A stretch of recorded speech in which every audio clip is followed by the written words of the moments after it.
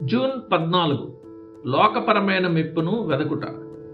వేదికపై నటించే భక్తులు ప్రదర్శించే కృపలను చూసి మురిచిపోకుండా, వారి మెప్పును ఆస్వాదిస్తూ మత్తులో మునిగిపోకుండా ఉండడమే మనకు ఆత్మీయంగా ఎంతో ప్రయోజనకరం. అత్యంత దీనస్థితిలో ఉన్న పరిశుద్ధులను సైతం సహోదరులని పిలుచుటకు క్రీస్తు ఏమాత్రం సిగ్గుపడడు. కానీ కుళ్ళిన అంతరంగం కలిగిన వేషధారిపై తన నామం ఉండడాన్ని ఆయన తీవ్రంగా అసహించుకుంటాడు. హెబ్రీయులకు రాసిన పత్రిక 2:11. పాపులందరిలోకి ఈ లోకంలో అత్యంత హాని చేసేవాడు వేషధారే. అందుకే రాబోయే లోకంలో అతడు అనుసరించే శిక్షాయాతన కూడా అంత భయంకరంగా ఉంటుంది. అయినప్పటికీ తాము దేవుని బిడ్డలమన్నట్లు నటిస్తూ ఇతరులను తమ తప్పుడు మార్గాల్లోకి, పాపపు ఉచ్చుల్లోకి లాగడానికి వేషధారులు ఎంచుకునే అత్యంత ప్రభావవంతమైన ఎర మతం లేదా భక్తి. ఉదాహరణకు మోయాబు రాజు అయిన ఎగ్లోను అంతఃపురం ద్వారాలను తెరిపించడానికి దేవుని వలన నాకు ఒక వర్తమానము వచ్చినది అని చెప్పడం కంటే మెరుగైన తాళం చెవి యెహూదుకు దొరకలేదు. ఆ మాట ఎగ్లోనులో ఎంతో ఆశను, నమ్మకాన్ని కలిగించడంతో అతడు యెహూదును లోపలికి ఆహ్వానించాడు.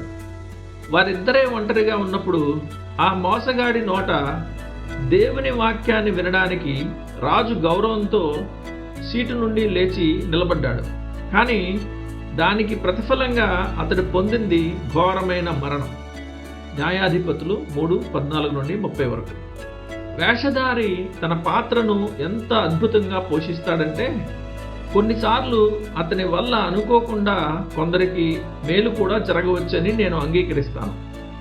అతడు పైకి ప్రదర్శించే మెరిసే భక్తి, అతని పరలోకపు మాటలు మరియు అతని ప్రసంగ చాతుర్యం యథార్థంగా దేవుణ్ణి వెదికే వారికి కొంతవరకు నిజమైన ఆదరణను చేకూర్చవచ్చు.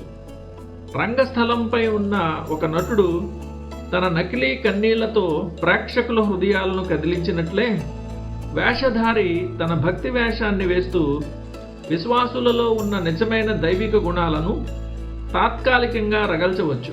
కానీ సరిగ్గా అలాంటి సమయాల్లోనే క్రైస్తవుడు అత్యంత ప్రమాదంలో పడే అవకాశం ఉంది.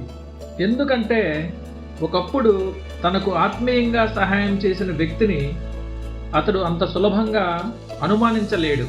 కనానీయుడైన సీసెరా యాయేలు చూపించిన పై మర్యాదను నమ్మి ఆమె ఇచ్చిన పాలు, వెన్న తీసుకోకుండా ఉంటేనే అతనికి ఎంతో మేలు జరిగేది. అలా అయితే గుడారపు మేకుతో నేలకు కొట్టబడి చనిపోయేవాడు కాదు. అదేవిధంగా వేదికపై నటించే నకిలీ భక్తులు ప్రదర్శించే కృపలను చూసి మురిసిపోకుండా, వారి మెప్పును ఆస్వాదిస్తూ మత్తులో మునిగిపోకుండా ఉండడమే మనకు ఎంతో ప్రయోజనకరం. ఆయా తప్పుడు సిద్ధాంతాల వల్ల మన తలలకు మేకులు దిగబడకుండా, అనగా మన ఆత్మీయ జీవితాలు నాశనం అవ్వకుండా ఉండాలంటే కొన్నిసార్లు వేషధారులకు తగినంత దూరంలో ఉండడమే అత్యంత సురక్షితమైన మార్గం.